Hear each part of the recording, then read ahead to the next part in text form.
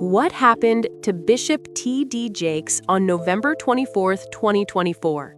His sermon was powerful, his voice commanding, until it stopped.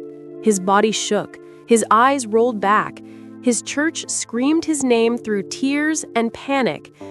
The world was left wondering, what nearly killed one of the most respected spiritual figures alive?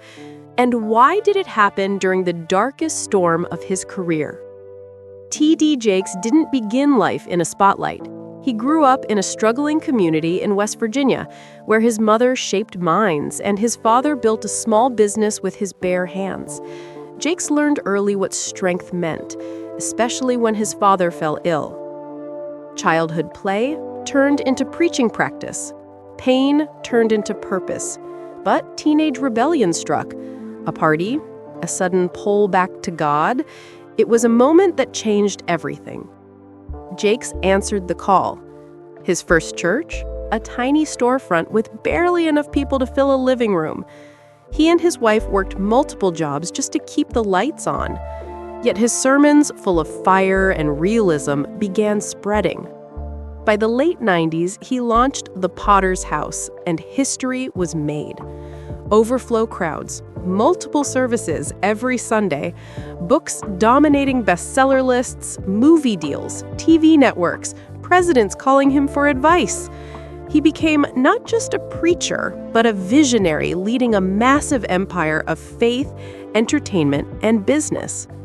But success attracts scrutiny, arguments over his teachings, critics attacking his wealth, questions about his beliefs. Years of theological debates surrounded his name.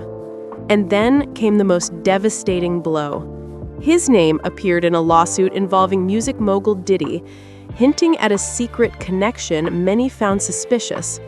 YouTube exploded with gossip. Headlines accused him of everything under the sun. He was furious and deeply hurt.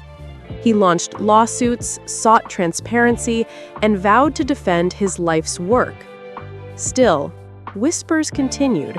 Stress mounted. Then, on the church's anniversary, a date meant for joy, the unimaginable happened. As he spoke the final words of his sermon, "O Lord, my strength," his body gave out. Emergency teams rushed in. He was airlifted to a hospital, then underwent a 9-hour fight on an operating table. The world prayed. His family feared the worst, but he survived. Days in the ICU, painful therapy, a new book written through struggle and recovery, and then a triumphant return on New Year's Eve. He stepped back onto that stage, thinner, humbled, emotional, but alive. The crowd roared, many wept. His message felt more personal than ever. Comebacks are real. From heartbreak to headlines, from collapse to resurrection, T.D. Jakes remains a man whose life reads like a movie script.